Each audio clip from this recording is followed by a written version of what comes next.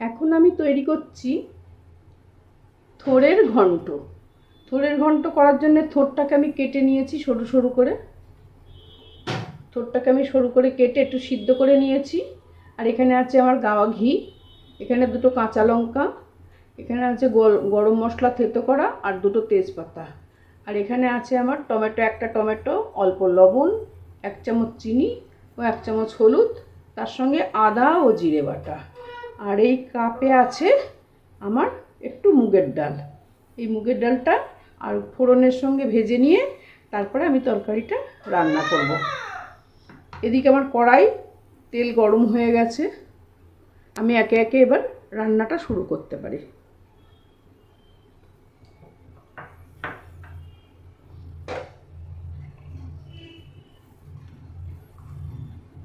প্রথমে আমি তেজপাতা দিলাম,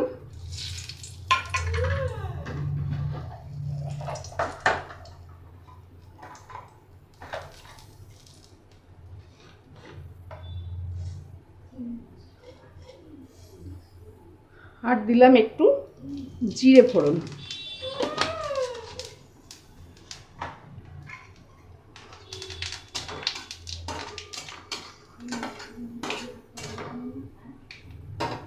আর দিয়ে দিলাম গরম মশলাটা থেতো করে রাখা।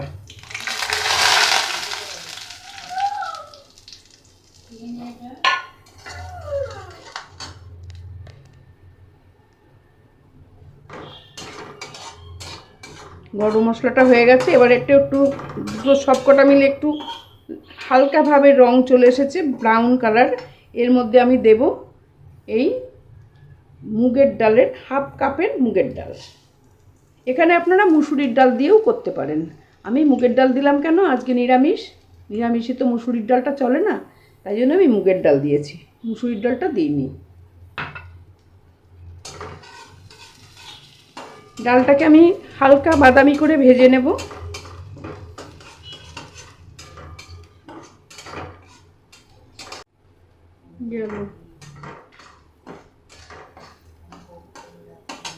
এতে আমি দিয়ে দেব মশলাটা।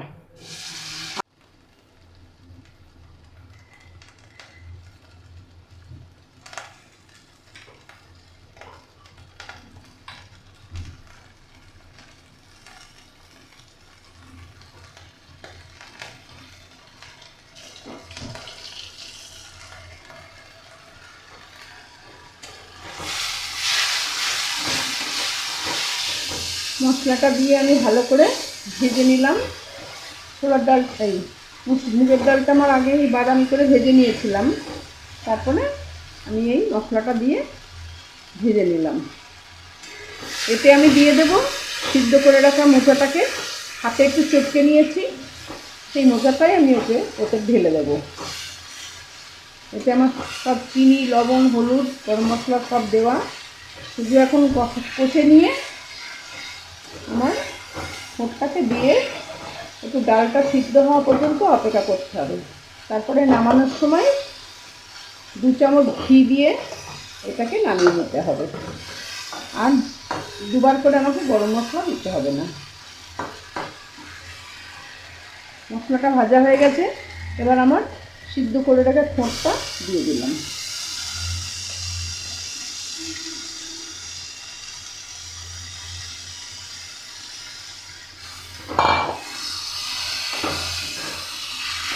এবার ঠোঁটটা দিয়েও খানিকক্ষণ নাড়াচাড়া করে নেব, তারপরে জল দেব।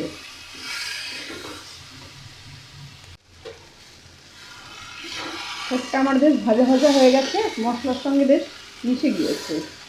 এবার আমি এতে দিয়ে দেবো খানিকটা কাঁচা দুধ।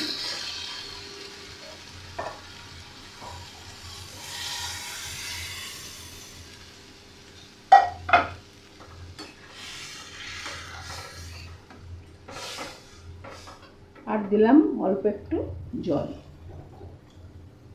ডালটা যতক্ষণ না সিদ্ধ হচ্ছে ততক্ষণ আমার তরকারিটা ফুটতে থাকবে। থোড়ের ঘন্টটা আমার হয়ে গেছে। এবার এর সঙ্গে দেখুন ডালটা কেমন সিদ্ধ হয়ে এর সঙ্গে মাখা মাখা হয়ে গেছে। এবার আমি এতে 2 চামচ ঘি দেব, দিয়ে নামিয়ে নেব। তাহলে হয়ে গেল আমার থোড়ের ঘন্ট। আপনারাও বাড়িতে রান্না করুন, করে খান, খেয়ে দেখুন কেমন লাগে। আর আমার রান্নাটা কেমন হয়েছে সেটা কমেন্ট করে অবশ্যই জানাবেন। আর শেয়ার করতে ভুলবেন না। সবাই শিখুক, রান্নাটা শেয়ার করলে শিখতে পারবে অনেকেই। আর কমেন্ট করবেন যে কেমন হলো আমার রান্না। অবশ্যই একবার আপনারা রান্না করে খেয়ে দেখুন। আমি এবার এতে একটু ঘি দিয়ে দেব।